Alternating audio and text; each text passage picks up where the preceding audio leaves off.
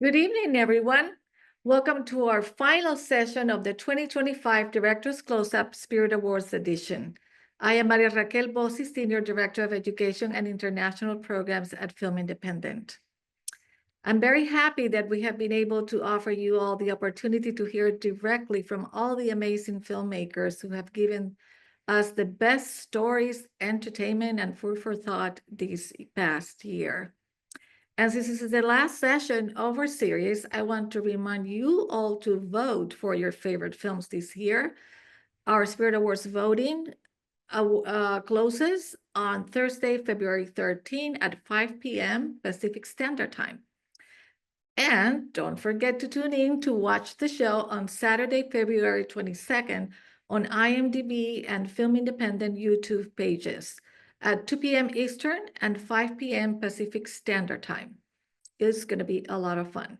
So before we start, of course, I want to take a moment to thank all the partners that make Film Independent's important work possible. Thank you to this year's incredible supporters of the Directors Closeup, the Directors Guild of America, IMDb Pro, and SAG Indie. And thank you to our 2025 Film Independent Spirit Awards supporters, Premier Partner Lavazza, Principal Partner IMDb Pro, Official Partner Bullet Frontier Whiskey, Fiji Water, and Mirabal. We so appreciate your support of independent film. Tonight, we end up our Director's Close-Up with the beginning of the process and sometimes the beginning of a career. Our nominees for Best First Screenplay, who most likely have been doing it for a long time and finally are getting the recognition they deserve for their work. They have written some of the most compelling stories I have seen this year, and some of them are returning guests since they have received multiple nominations. So congratulations to all of you, and thank you for taking the time to share your experiences with us tonight. Here with us are Joanna Arnow, the writer of The Feeling That the Time for Doing Something Has Passed. Welcome, Joanna. Great to see you. And she's the screenwriter and director as well. So next up, we have India Donaldson.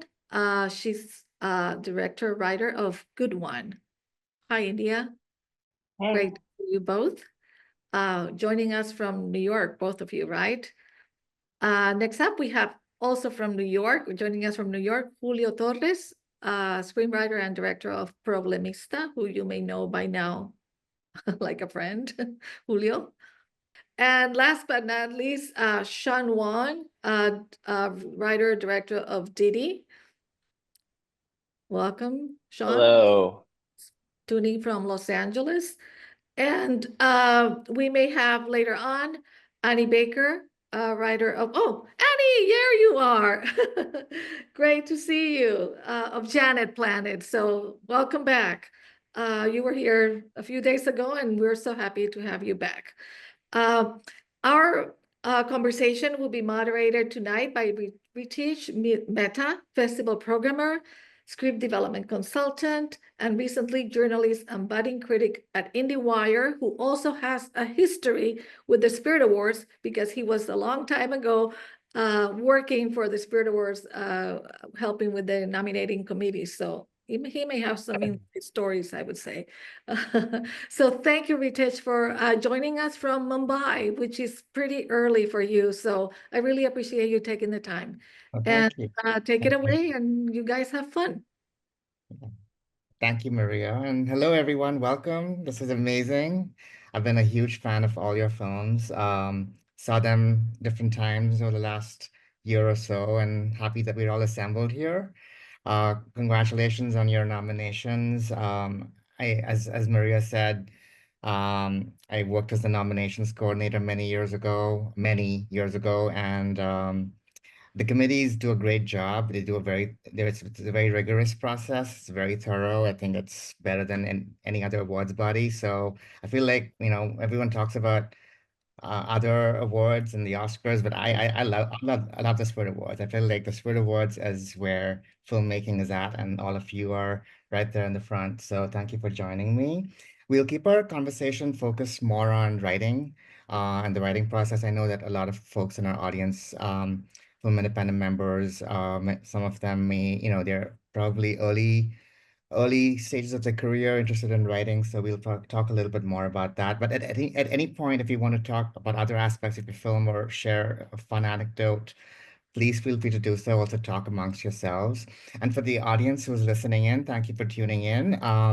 If you want to just keep your questions ready, in the Q&A box, we'll get to the Q&A in about 55 to 60 minutes, and then we can take your questions. So yeah, and I'll love to get started.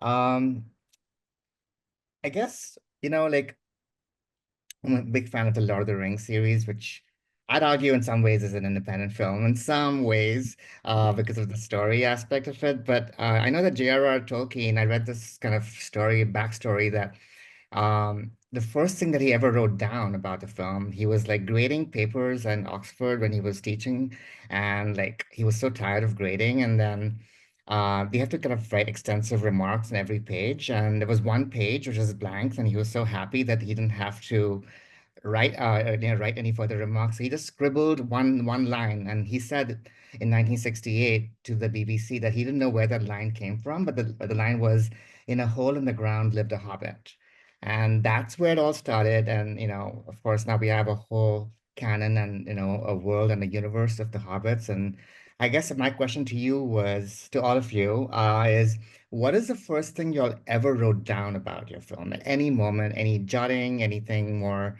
serious, and how different was that, or how similar was that to what the film turned out to be in terms of the story? Annie, do you have No, I was something? gonna say we're all like have the same expression on our face where we're like, I don't want to ask Yeah, I about. don't even think I remember. I feel like we're all trying to remember. Like I I could look it up on the computer I'm on, but I'm scared to. But it's such an um, important question. I would love to hear what everybody else has to say, because like, what was the very first thing you wrote I'm gonna down? jump in with a half answer.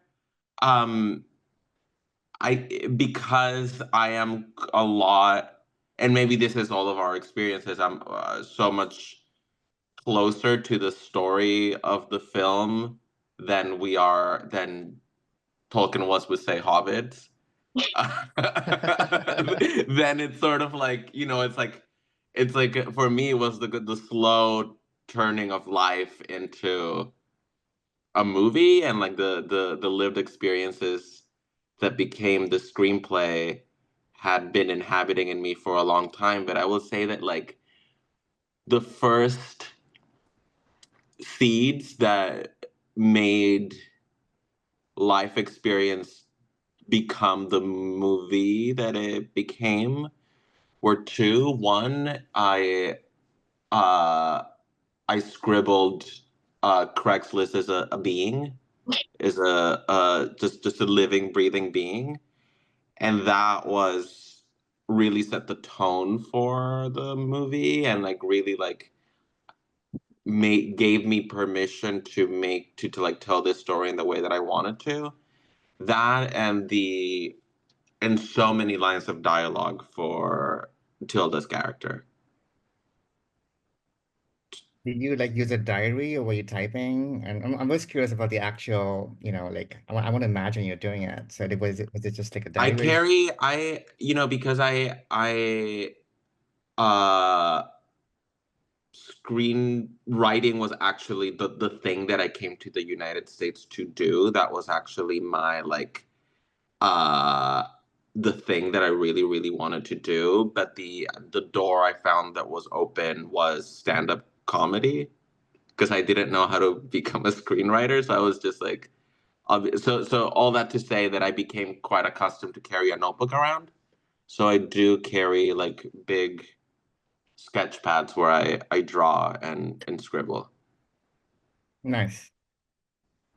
Does anyone else have a backstory? It could be, we don't have to fetishize writing. It could be, drawing or something else. Okay, I have one.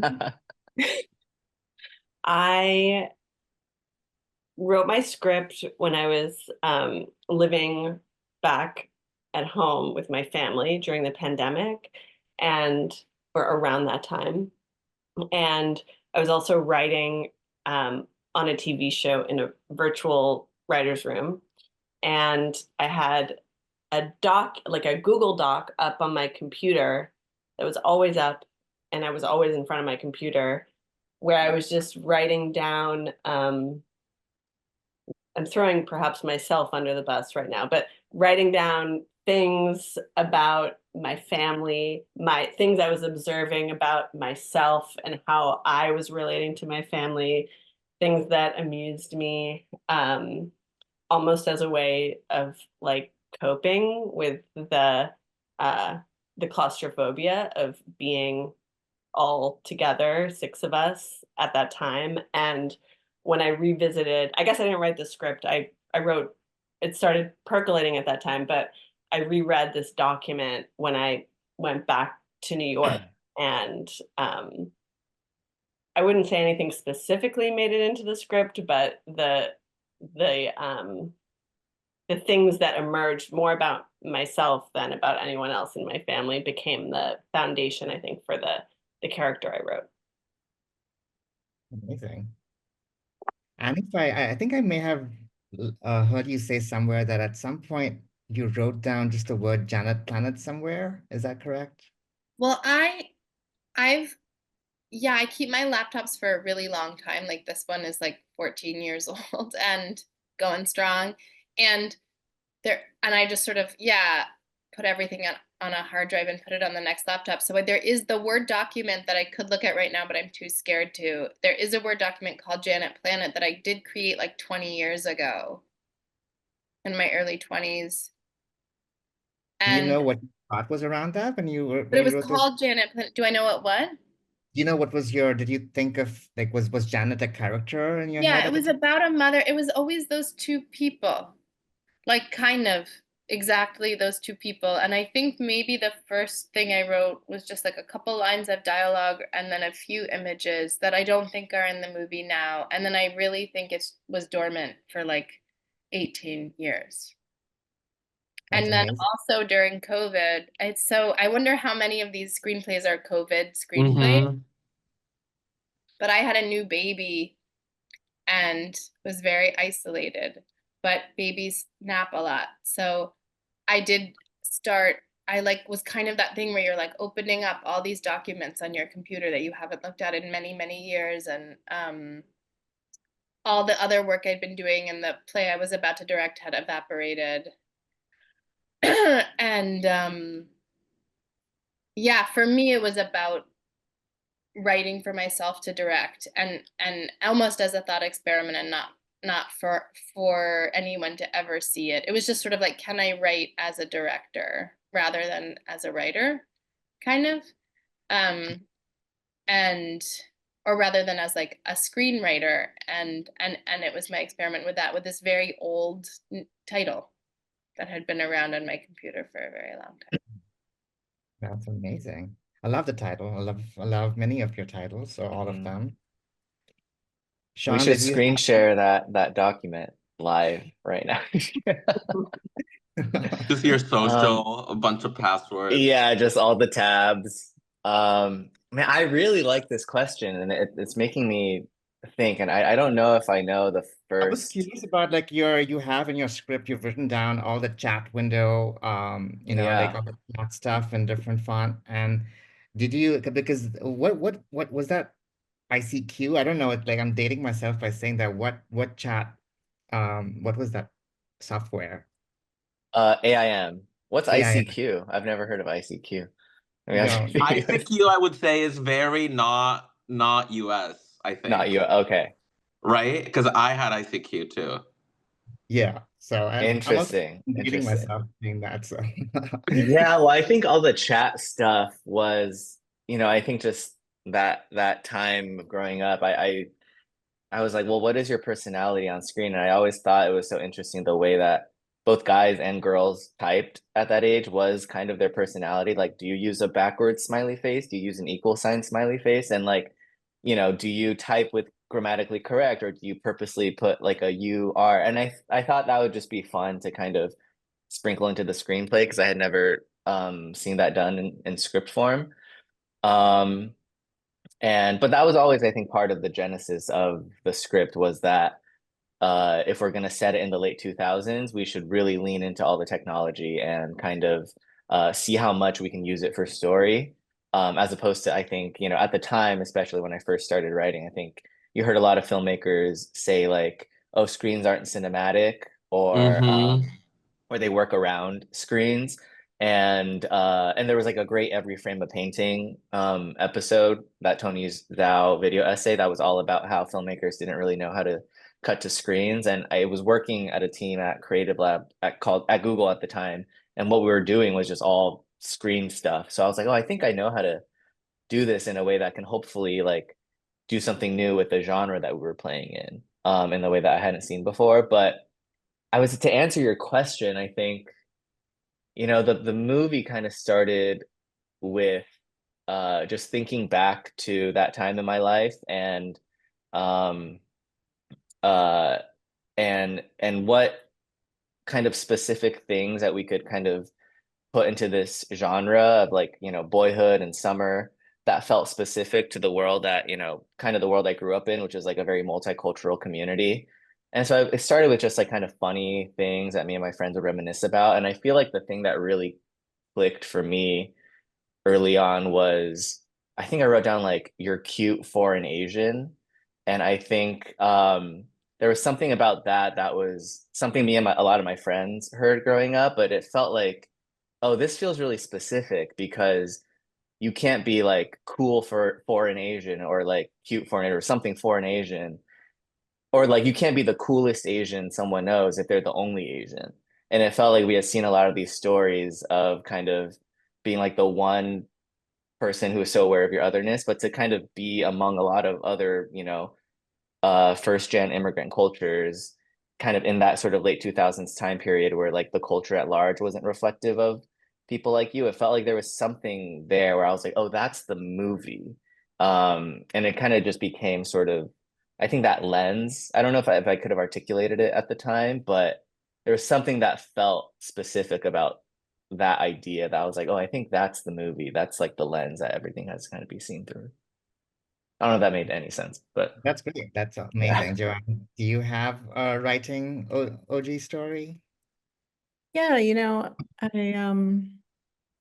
I started this one in a text edit document, which wasn't usual for me, but I think it was kind of like, I don't know, it felt like this thing that I started like at night, and that was not like, you know, with the intention of formally starting a screenplay.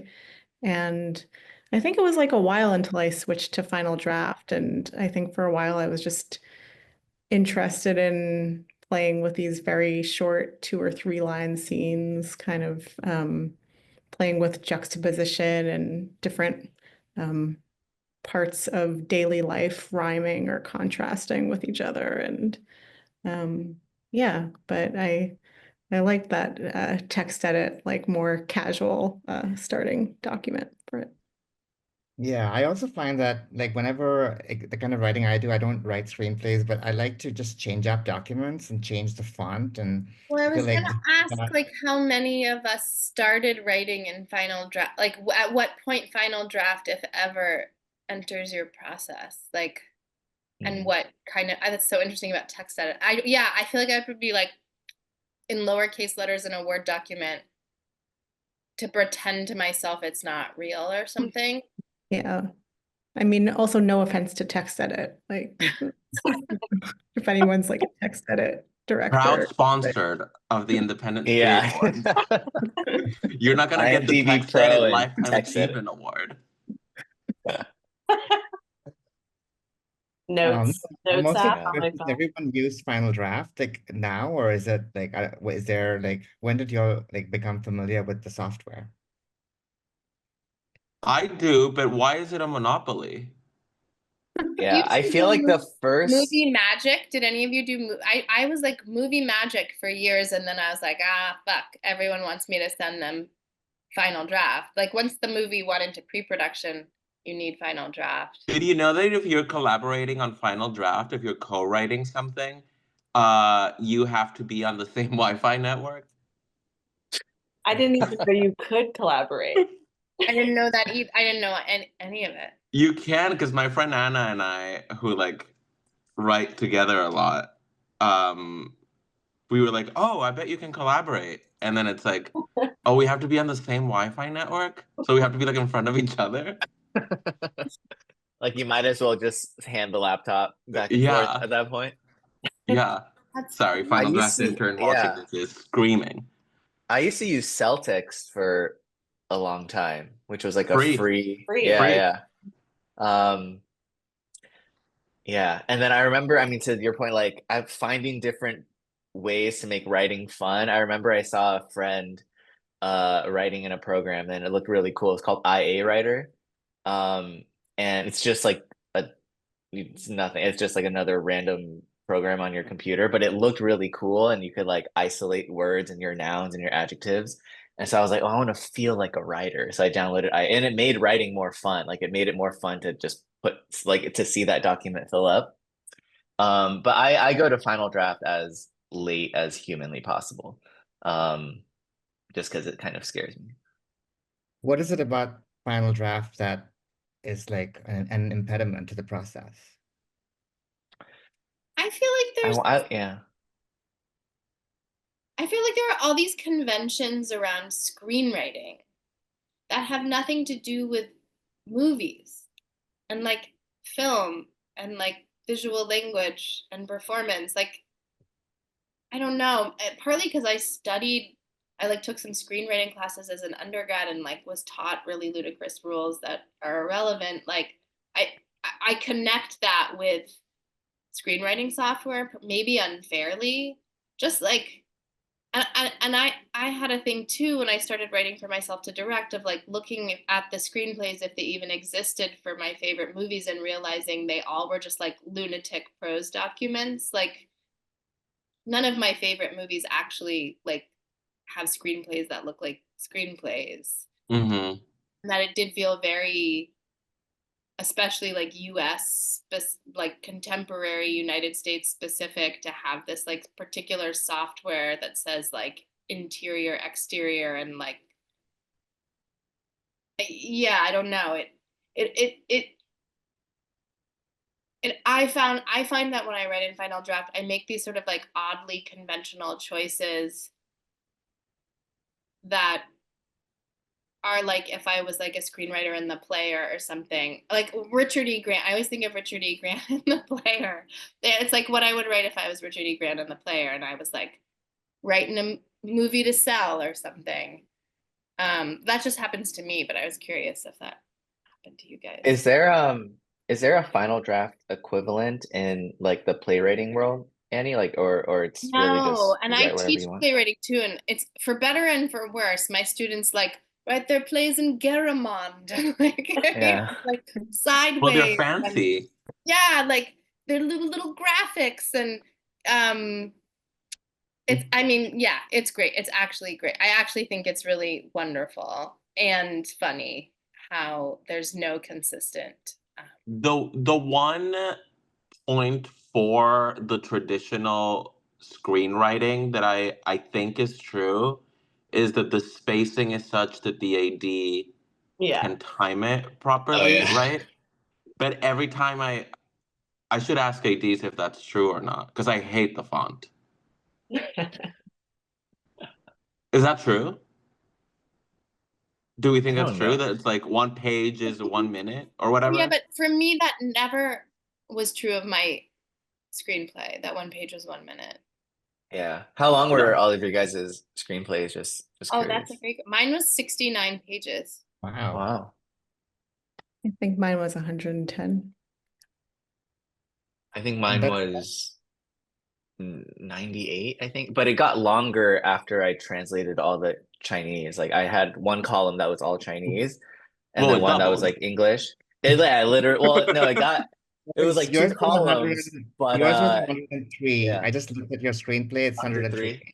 But Yeah. I think before I put in the actual Chinese characters, it was I think 98. So I was Wow. like, I don't know how long our movie is. Mine was like 150. Oh my God. Oh, your shooting script? Yeah. Whoa. Mine was But 80. yeah. your film is 110 minutes or something, right? But my first cut, not my first director's cut, but my first like whatever's the one after assembly, you know, like we'd been working together for 2.5 months and we made a cut for ourselves to watch from beginning to end. Mine was like 245. And I was really shocked that 69 pages could be 245. But Yeah, that's Well, your movie, Annie. Oh, sorry. no. That's such a great ratio to talk about. Did anyone else have a similar experience where your rough cuts were different, and then I don't know, like the length of the film changes at different parts of the process, and how oh, did wow. y'all find it? The last 30 minutes of my movie, which is the last third of it, is the last 10 pages of the script. So like proportionally doesn't match up at all to how the script Yeah. was. Yeah, And did you know that going in, India? Because your movie is also very patient and like kind of there's so much happening kind of in between the moments. Did you know that it wasn't gonna translate like that, or that was kind of in the edit deciding? Like, I think I knew it instinctively because the first 2/3 of the movie have a lot of dialogue and the last third has almost none. Yeah.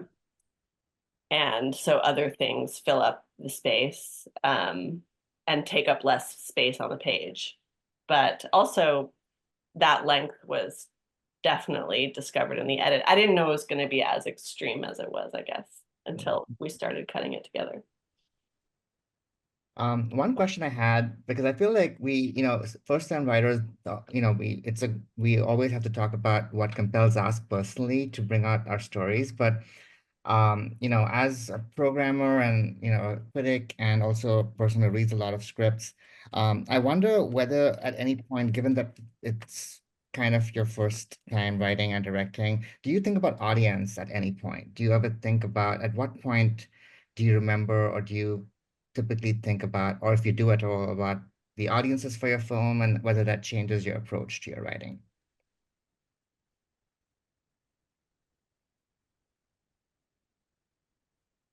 Or is it just, I want to tell my story, which is obviously great, but just curious about that.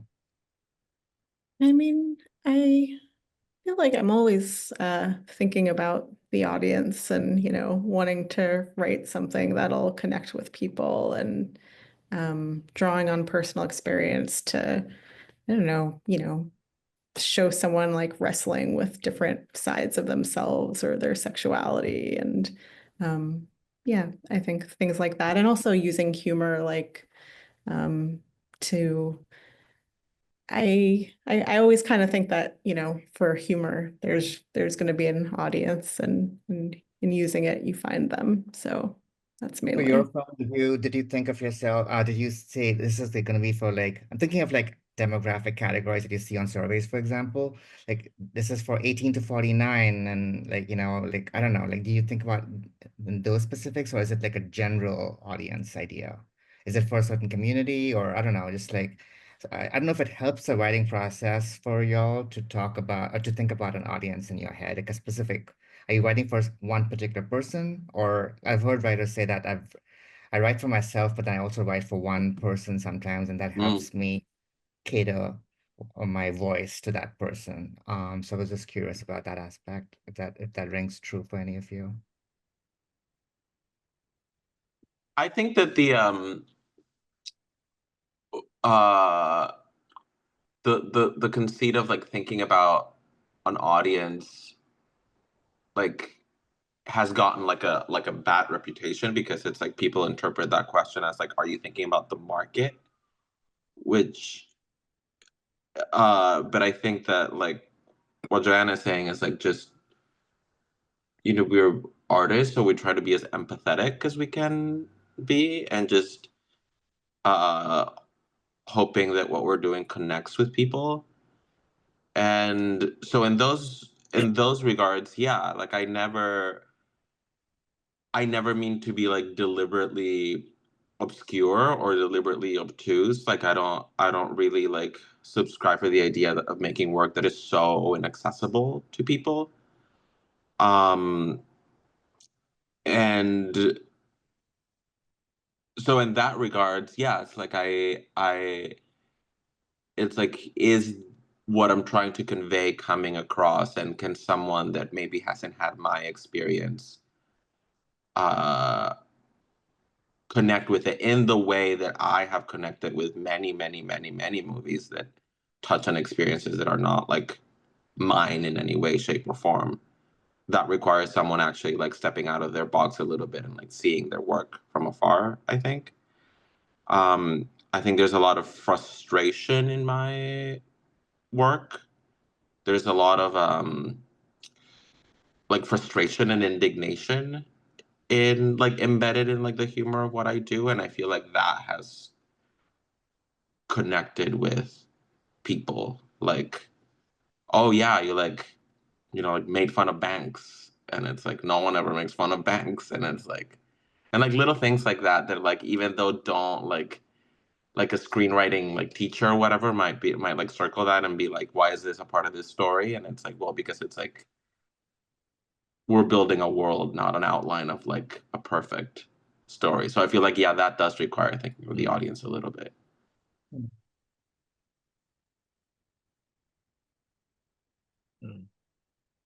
Yeah, I feel like when people talk about audience too, it always makes it sound like this sort of ambiguous sea of faces. And I feel like the thing that I've done in the past few projects, and I feel like I slowly started to do as I was writing this screenplay, was just think of a little bit of what you were saying, Ritesh, of like, obviously I'm writing something that I would want to see, but I think for Didi, for example, was like I had this thought of like, if it doesn't work for my like me and my friends, it's not gonna work for anybody. Um, and like I had to make sure I thought of, a lot of my friends watching it and kind of being like, okay, if they feel like it feels specific to them and like hyper specific, then hopefully it'll unlock uh the emotions of what Julio's like, fear or insecurity or loneliness through like that specificity. But and that's kind of the what I like in other movies too. When I watch stuff, I like seeing stuff that feels really, really specific and lived in, but obviously the emotions are universal. And so I really believe that, that sort of audience as this wide, ambiguous thing. It's kind of weird. I feel like when you try and make something for everyone, you end up making it for nobody. But when you kind of hone in and, create something really specific, it somehow does the opposite. And so, I don't know. I feel like my brain is kind of always turning switches on and off. And I'm like, this scene is for my friends. Like these three people, they should be able to laugh at it. But then obviously you do your due diligence and send the script out and be like, hey, is this funny or is this stupid? And that's always, it was one of your first audiences are probably your creative producers and, Yeah. folks who are giving you notes. And I had a question about notes that if we have time, we'll get to later. But I want to just talk, you talked about emotions. And, there's another word that's been, like, I feel like I heard the word first maybe around the time Moonlight came out, the word interiority. And I feel like all of your films have so much, have characters that you can kind of tap into their interiority a little bit. And I know that many writers do that. And, that also comes out through when in the actual filmmaking and in the edit. But I wonder, actually, I had a specific question about, maybe I'll just go around for this one and just like ask you about things that I personally responded to and whether you think, like if you could shed light on what those parts of those films mean to you and and your process when writing through the characters, because I feel like independent film distinguishes itself from other kinds of film and cinema because of the way characters and reflect inner worlds sometimes, and also worlds that we haven't seen in general. So I guess, like, and I think the one thing that I saw in all of your films is the main character's relationship with their mothers, present or absent. And Joanna, I wanted to know, like, you have such pointed dialogue, your character Anne with her mother. I still remember that scene about, where Anne tells her mother that I can watch you picking your teeth as often as you need me to. And then there was this thing about, you know, packing a banana or something. So could you talk a little bit about how I feel like your character is Anne's character is I don't know, the emotionality of Anne's character, how do you describe it, or how do you think of it in terms of her relationship with her mother? I mean, I think I was kind of interested with this one in showing kind of subverting conventional character arcs a bit. So um, showing a character who's like doesn't wear her change in the story on her sleeve if she even changes at all, kind of showing someone, because I feel like, in life, we kind of don't really often make as big changes as in a conventional script. And so kind of similar to that, you know, sometimes I wanted to leave space for the audience to kind of imagine how she's feeling in her relationships. And with the mother, I mean, I guess you kind of like see the patterns that they have. And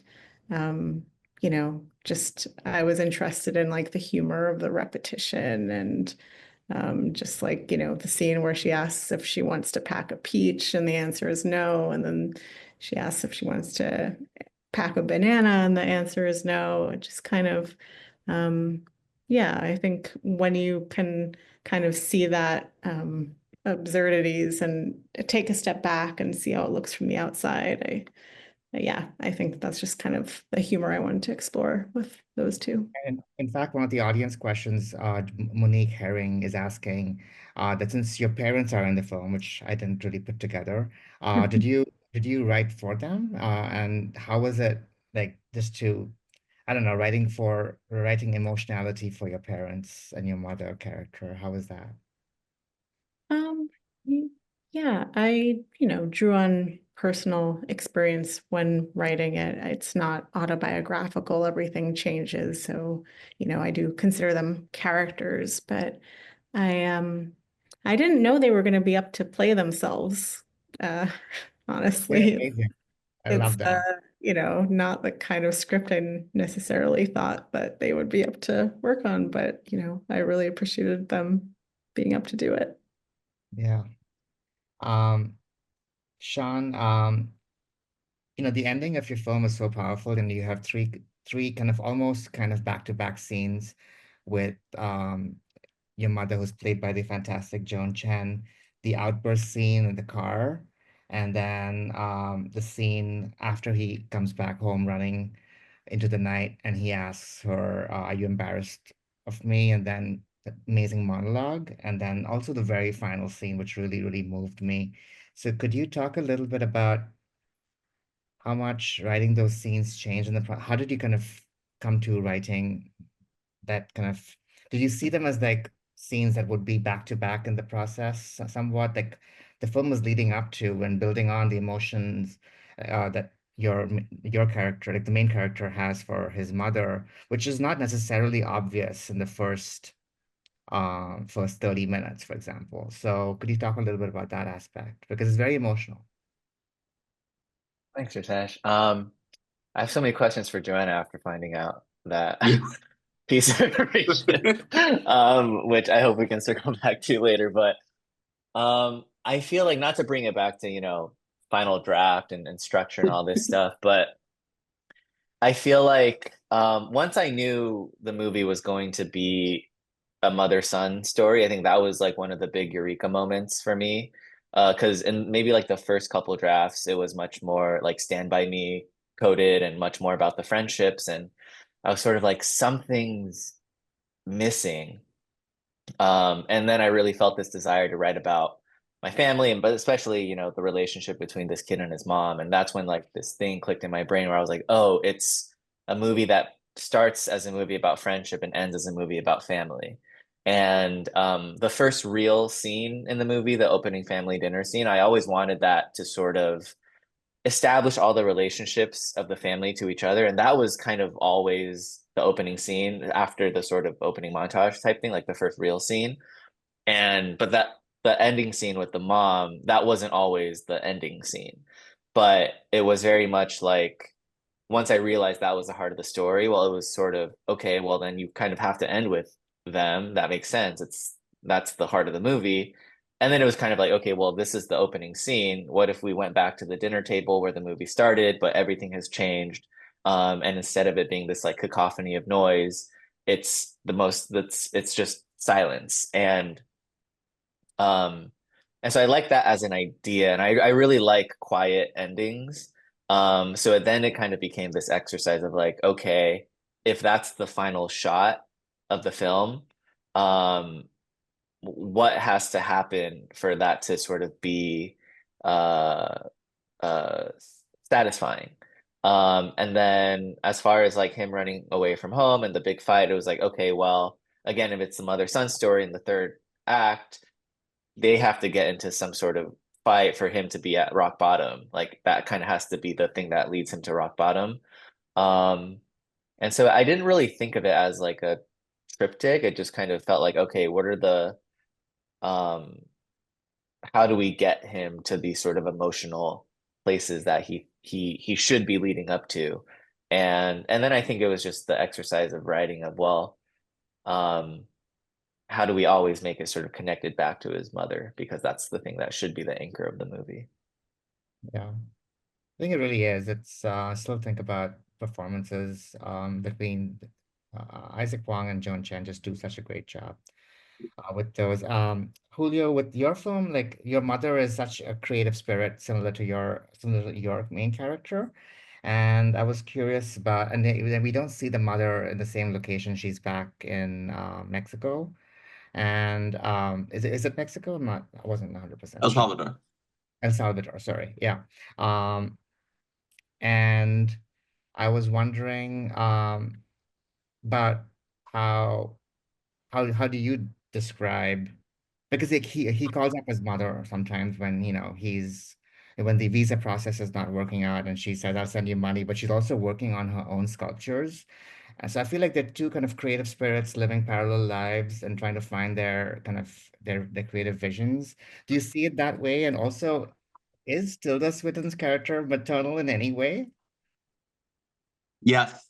Yes, in a way. I think my movie's so edible, actually. I think that uh um I think that the character of the mother um is there to provide context as to why my character falls in love with Tilda's character. I use falls in love, and not in the like conventional way, but because it's something that I'm very interested in is like the baggage that we bring to relationships. And it's like very difficult for me to like not write a scene where like we see two people and then we see flashbacks of like those people's lives and like all of their trauma that leads them to like behaving the way that they are to each other. And I do it in this movie with my character and with Tilda's character, which provides context as to why they're so drawn to each other. But um, Alejandro's my character has been so overprotected his whole life, and he's been such a little gem. And his mother has just solved every problem for him, uh, that it makes sense that he then is drawn to a walking problem, who is Tilda's character. It's like it's not that different than the trope of like, like the good little girl falling for like the bad boy. Is sort of like it's kind of what happens but it's like the like young gay person looking for mother um kind of journey. But yeah, I mean, and that character is very true to my relationship with my mother. The big sculpture in the movie was designed by my actual mother. The clothes that the characters were like on loan from my mother. The a lot of the furniture in that house was designed by my mother, so it's uh it's nice to go from being a protected child to a collaborator. And I think that this has put us in that terrain. Yeah, that's very special. I love the relationship that you draw and the parallel relationship with Tilda Swinton, she just does such an excellent job, and you're great with her in your scenes. And of course, the ending, which I don't want to give away for those who haven't seen, but so emotional as well.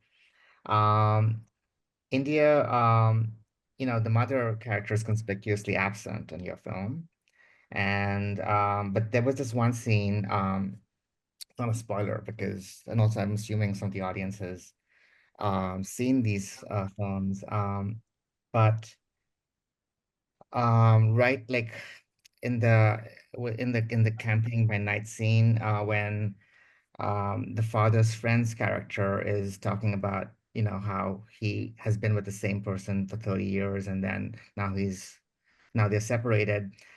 The way we see it, the way you showcase Lily Colias's face, she's kind of almost drawing everything in, and there's a certain kind of there's like a teariness in her eyes. And again, talking about interiority is the kind of moment where you open up the film to kind of let us wonder and wonder with validity that what she must be thinking, because he's talking about, like, all the film we're seeing a teenage girl process these middle-aged men talking, on the camp trip, on the road trip, and during camping. But when he talks about like the woman in his life, I don't know. I felt when I was watching it that she was thinking about her mother as well.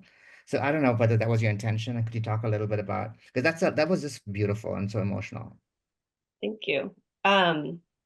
Yeah, her mother is physically absent from the story, but there are several stories about her in the movie that people tell, her ex-husband tells. And so I was thinking about this character having a presence through the stories that are told about her. And I mean, I was thinking and writing it about how in divorced family structures, like the child, or my experience of it is, you get stories about who your parents are from the other parent, and then you form your own idea, over the course of many years, over the course of a lifetime, of who your parents are. But you have to, at a certain point, sort of reconcile the narratives that you've been told about who they are. And so Lily's character in that scene in particular, she's hearing about these two women, both characters' ex-wives. One of them is her mother.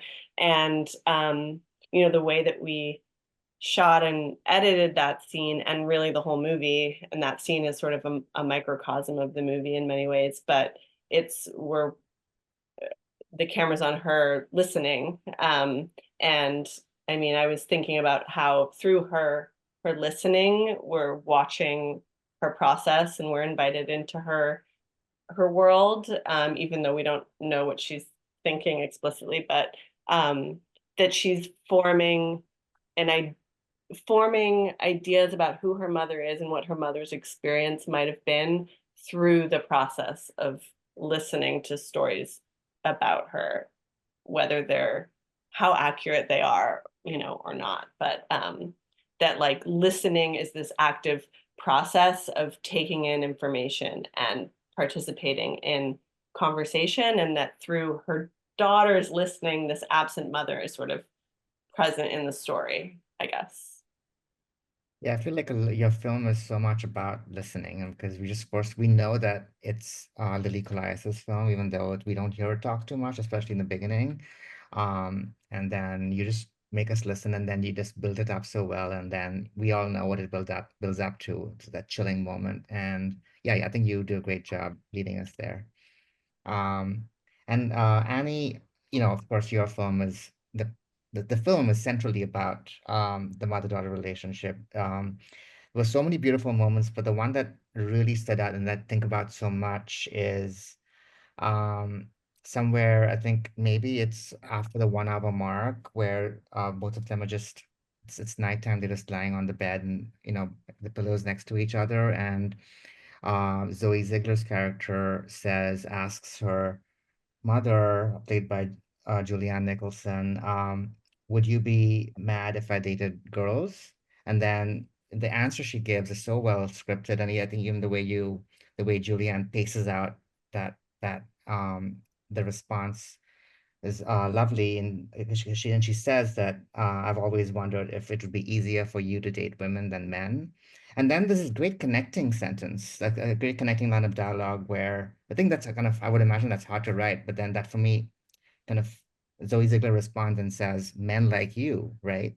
And then she kind of confesses about, and it's just kind of fascinating to listen to a mother confess to her young 11-year-old daughter about how she always felt that she could, be with any man she wants to be. And then finally, like the line that ends the scene is so amazing, where Ziegler says, then why don't you stop trying? And so I don't know, that was to me so well written. And I really felt the mother-daughter relationship in that scene. So could you talk a little bit about what you were trying to do with that in that scene? Oh, thank you so much. That's so nice of you. Um, um, what was it? I don't remember what I was trying to do, but for me, to me, that is an essential scene in the movie too. And I think one of the first that if not conceived of, was writing towards. Like, to me, that was a really big scene in the movie and very important between them.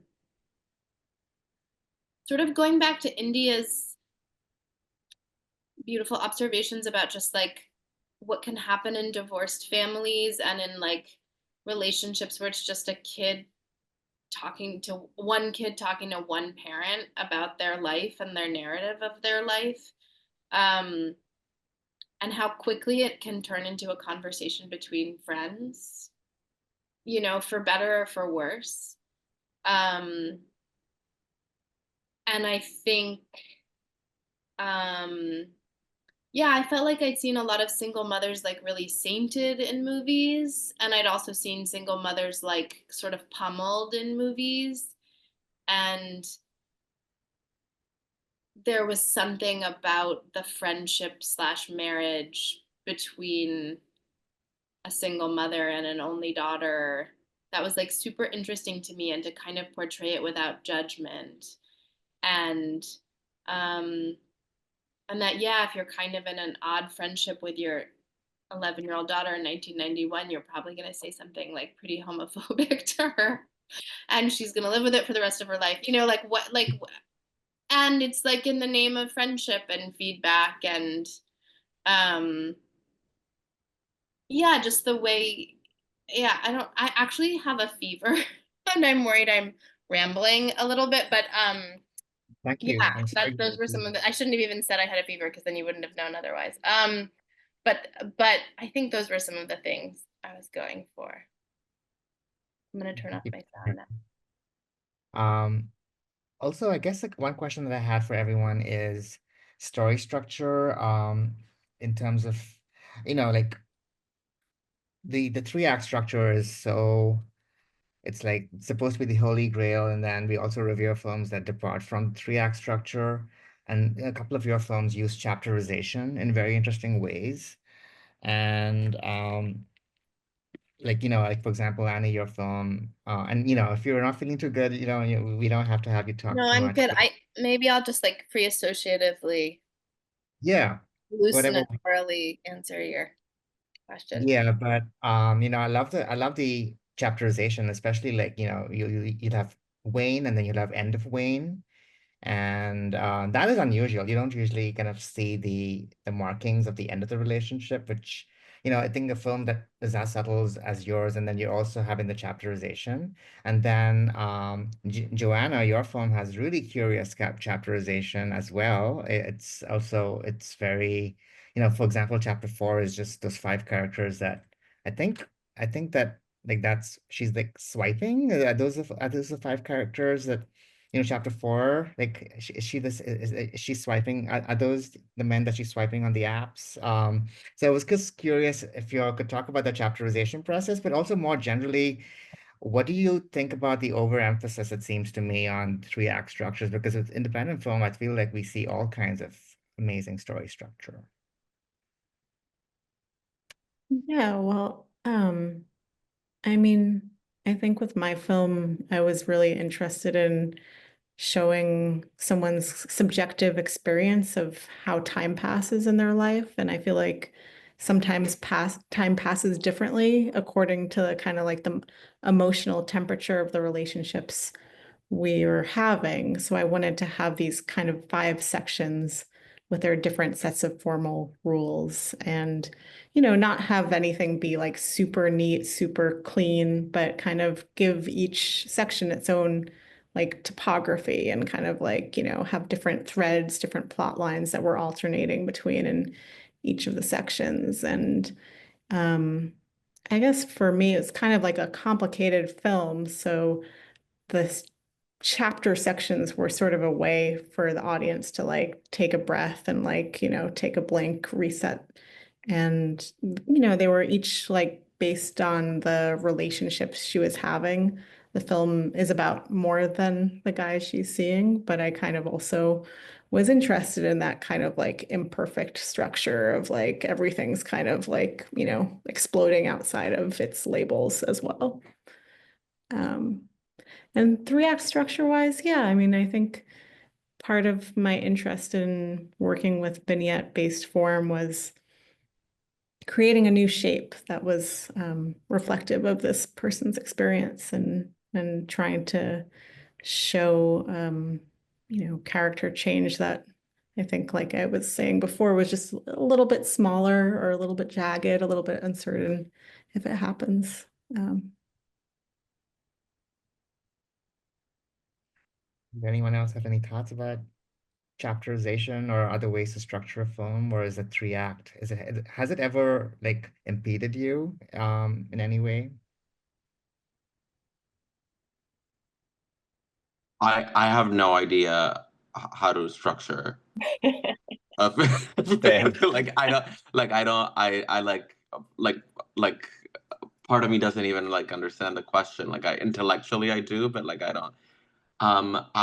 So for me, what I did was grounding it in like fairy tale rules, and have that sort of be the tether onto which I could hang all the things that I wanted to show.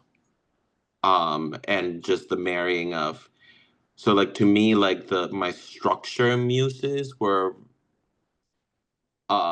fairy tales, but also the steps of applying for a visa. Mm. Like the logical, like what happens now, what happens now, what happens now, and if that happens, then this happens, and if that, so that gave it that sort of like maze, like um structure. Someone suggested at one point this title for this movie, which I thought was brilliant, Zigzag. Which I might steal that and name something else Zigzag, but like I do think of like the shape that things have, and I do think that this particular work does zigzag. No, for sure. And what are the rules of fairy tales that I haven't heard of that before. Like, do you know, like, is it hard to Oh, kind I of? mean, like you, it's like you have a narrator, you have a big scary villain, you have a little I mean, I'm making them up. Like, I'm sorry. Like, this is what I thought they were. You have a protagonist trying to prove themselves, and there's a sword at one point. A cave helps. There's a Those are the book, rules. Julio, there's a book by this guy Vladimir Prop called Morphology of the Folktale. That is the craziest book I've ever read. he was like a lunatic Yeah. Russian folktale fairy tale scholar, and it's like all grids and like different elements of folktales and fairy tales, and you get to like pick and choose. Oh, I love that. But it gets really specific where it's like the magical egg, the helper, the cave, like, and it's like, it's almost like crazy like Excel document style elements of folktales and fairy tales in this really crazy. What's it called There's again? the morphology of the folktale. The morphology of the folktale. I think yeah. Great.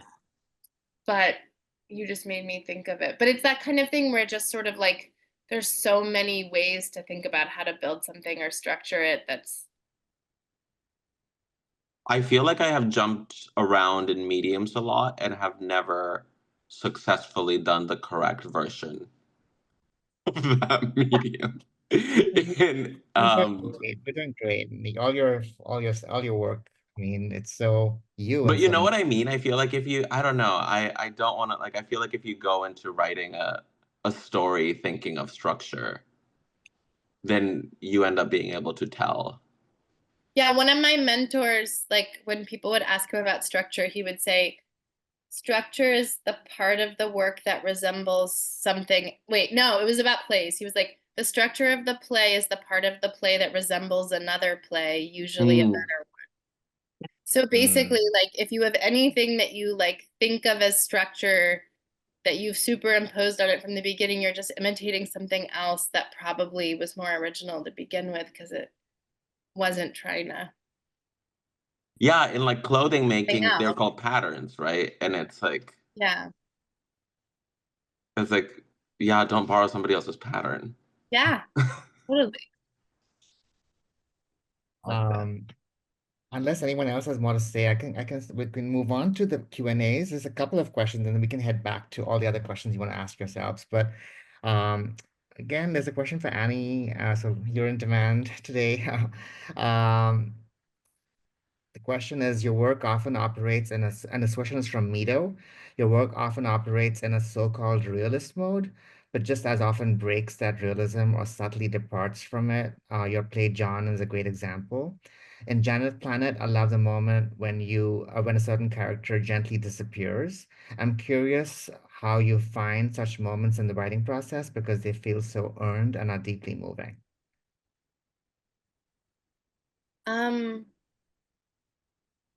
Yeah, for me, I guess I hope I'm not saying this because I have a fever, but I really don't have a very clear sense of like what reality is, or what realism even is. So I don't even think I'm like consciously departing from it or coming back to it.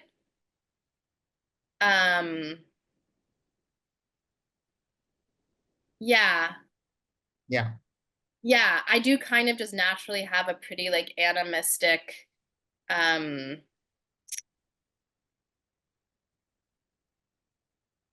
miracle driven relationship to the universe or something. I don't know. I guess I feel that way about all these movies, which I love so much, like that I just feel like you're just getting the way somebody's brain works on screen. And I think maybe the way my brain works is that I'm like, it seems to be what you might call the real world, and then it is operating in some like slightly maybe more like cosmic sphere, and but I don't it's not like I could decipher the difference. That would be like me looking from the outside in. Yeah, but I don't think in terms of, it sort of goes back to the structure thing. It's like I don't think in terms of realism or magic realism or expressionism or naturalism. It's just not, I love studying that stuff, and as a teacher I want to be familiar with those terms and be able to talk about historical traditions of writing in theater and film. But as a writer, I feel like my job is to not think about any of that stuff and not like decide what reality should look like before I start writing.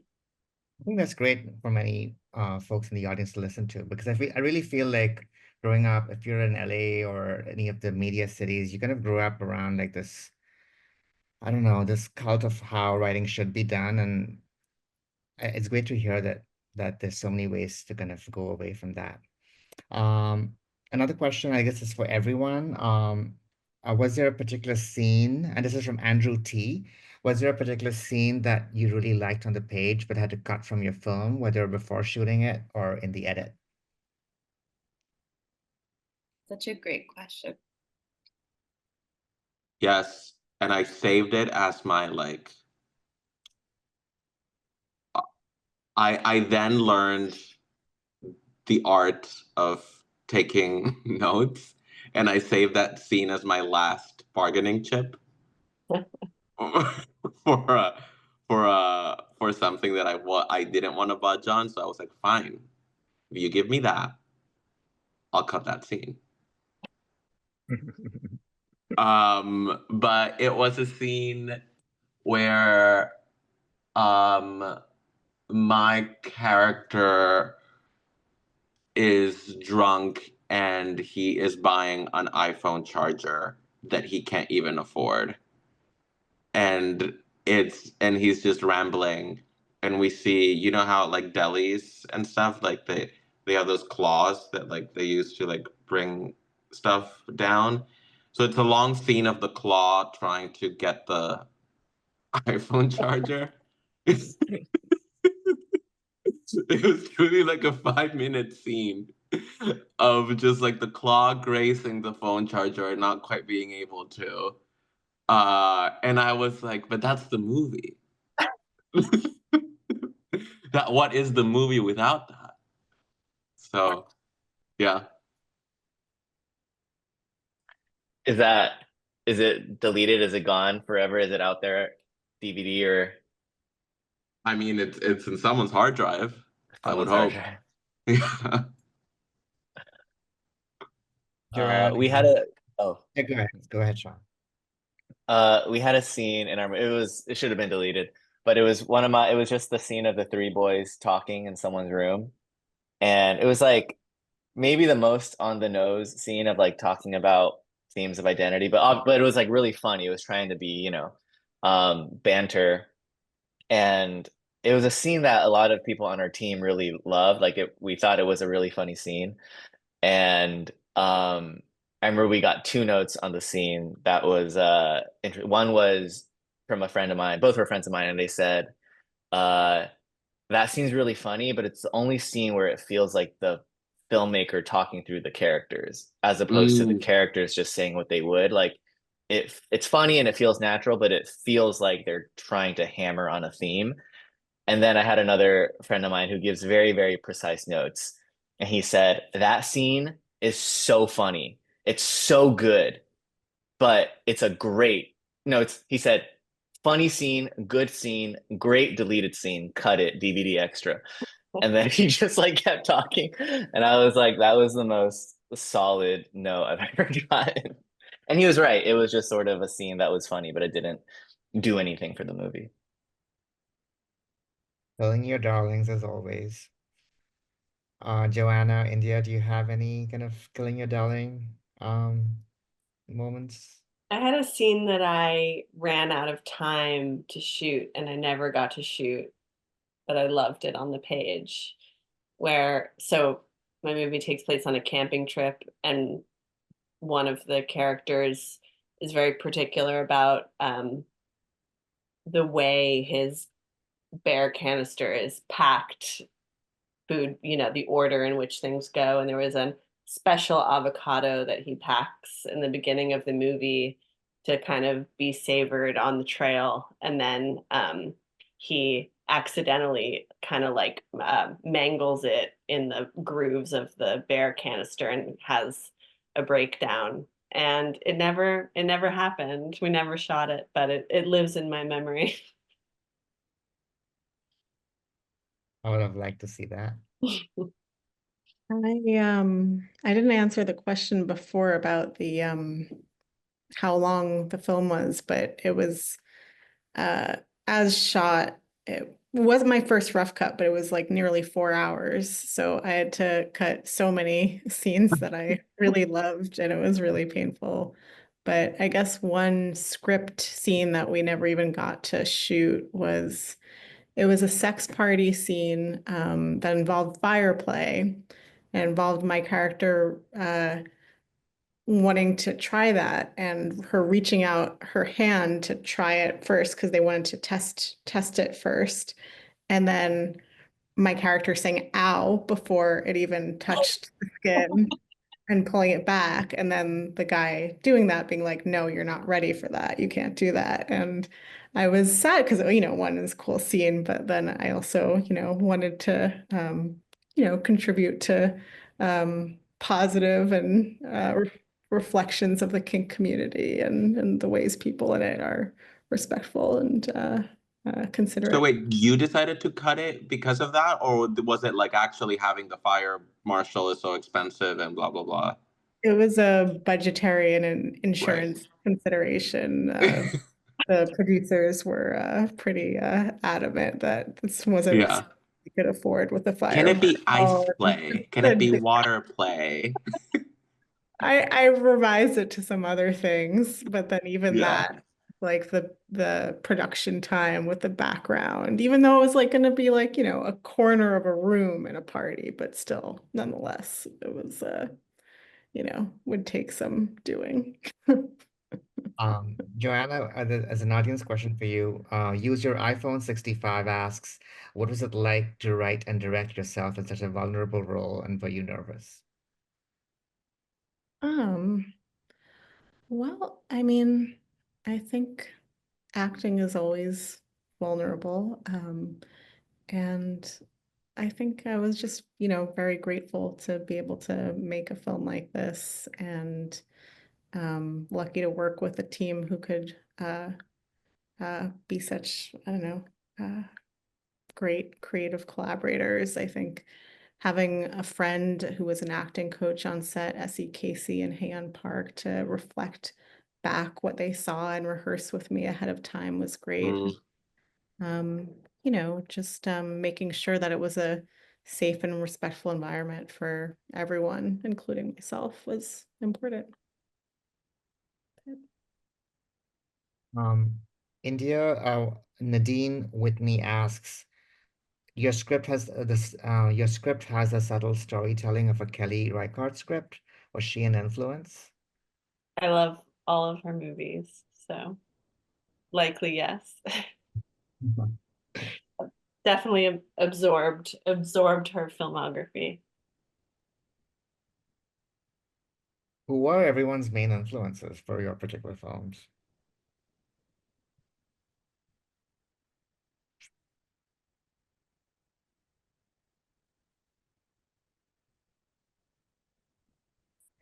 I was reading a collection of short stories by Carmen Maria Machado when I started writing this, Her Body and Other Parties. And I think that was one of the things that made me most excited to explore, vignette-based structure. And yeah.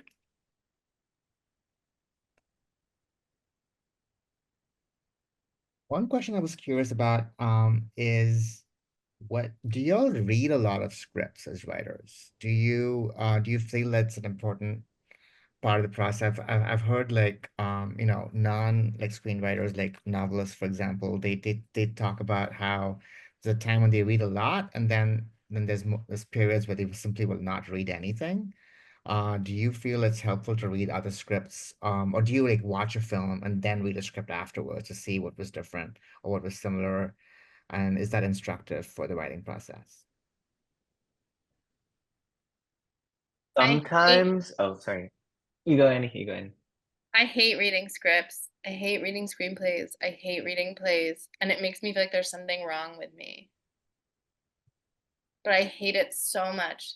And I love watching movies. And I'm a huge reader. Like I read lots of novels and, nonfiction. But there's something about, to me, the page feels like the opposite of the medium. And it's so Mhm. weird. And I just get really depressed.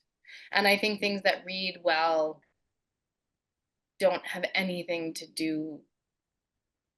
It's so deceptive. It's such a deceptive way to encounter a work. And I just get so bored. I don't know why. I find like reading, I don't know, it's really, it's like a real block, but I almost feel like it's because I care so much about the art form that I don't want to like fool myself into thinking it's final draft. Yeah. Draft is that we've spoken so much about final draft here. And in fact, like there's like comments about final draft too. Like Mito says, well, Mito's asking about like at what point does the text edit doodle become a structured outline? But Judy Bell writes like as a line producer, it's crucial that I conform to each script and final draft. It doesn't matter what it was written in, but I'll convert it to final draft so I can conform it, tag it, break it down, schedule it, time it, and budget it. So our lovely So line there we producer, go. yeah. Um, they definitely, we should like, I don't know, but like Julio, I can't resist asking you, is it Final Cut Pro or Final Draft for you? Oh, you mean FileMaker Pro? Oh my God, I thought I had the question right. I thought that was gonna be a fun question, and I got it wrong. Yeah, FileMaker Pro. That comes from lived trauma, Mhm. the FileMaker Pro scenes. Yeah. It's a serious question because I don't think you write scripts in FileMaker Pro, can you? I don't think so. I don't know much about FileMaker I Pro, so think I think the creators of FileMaker Pro would argue that you can make anything on FileMaker Pro. Um, well, yeah, I mean, I don't know. It's been great.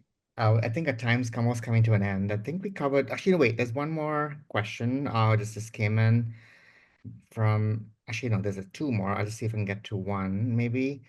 From Sirat saying, for anyone whose movie was their directorial debut, can you please speak to the fears you had going into production and how you overcame them or overcame imposter syndrome?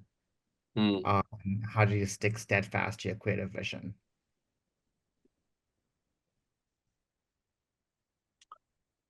I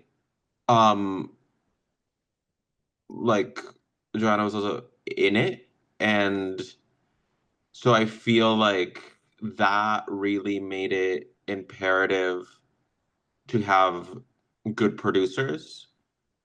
Um, and by good producers, I don't necessarily mean the most like celebrated, accomplished producers, but who is like the best partner for what you're doing. And my producer, my friend Dave, is the director. And what I knew of directing, I learned because he had directed everything I wrote in before this, basically. Inside of at Saturday Night Live. So I was used to being by the monitors next to him and just like shadowing him. So having him there, even if sometimes as like a safety, like blankie, felt good. But to me, like the hardest part is like, okay, I spent so much time doing this. Will it make sense to anyone?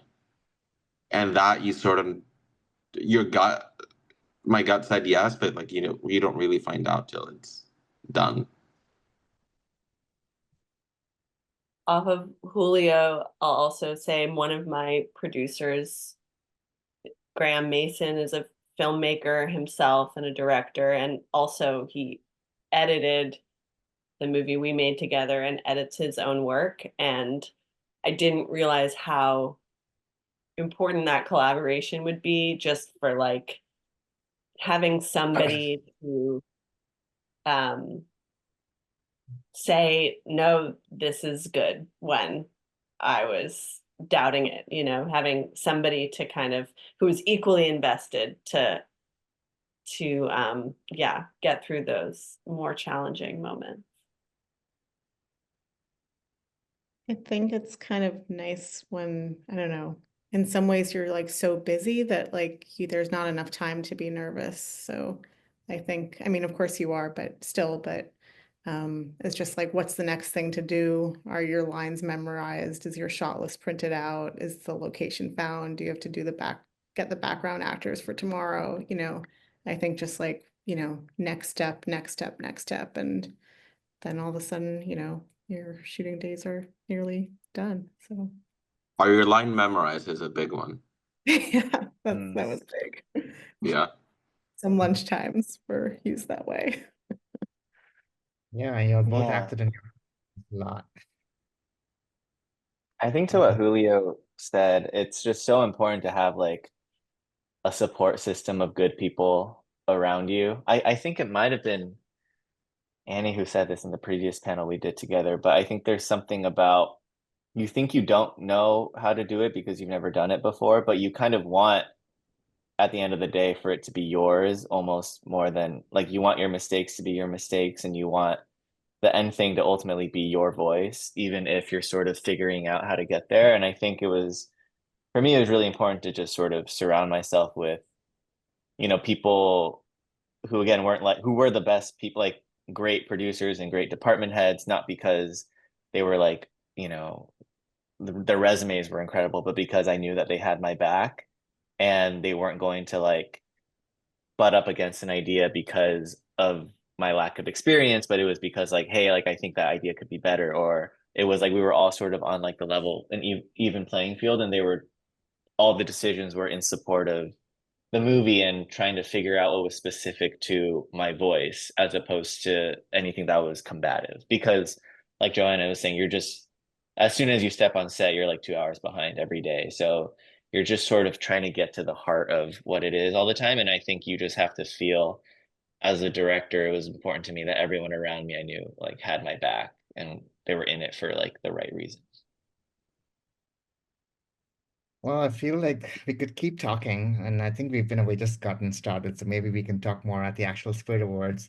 I wanted to just thank all of you and congratulate you again. This was so wonderful talking, and I feel like we kind of just had a little bit of a freewheeling conversation. Believe it or not, I had like a rapid fire round ready in case, but we can probably do that. Like word You know, association? no, just like asking, like, you know how in those quiz shows you have rapid fire where you have like 20 seconds to kind of ask these. I just had 3 questions, but you know, that's I like we'll word we'll too. what? I think, yeah, word association too would be good. Yeah, word Yeah. association. We can Rorschach probably test? It's the next panel. the next panel, Yeah. or maybe when we get drinks around this at the Spirit Awards. Hopefully, I'll see you all there. Thank you for the audience for tuning in, for your lovely questions. Please vote. Annie, thank you for being being so great through your fever, and I hope the fever dream dissipates at some point. But yeah, it was great meeting all of you, and congratulations again. Thank you, Ritesh. Thank you so Thank much. Thank you. See you We'll see you at guys. the Spirit Awards. Bye. Bye.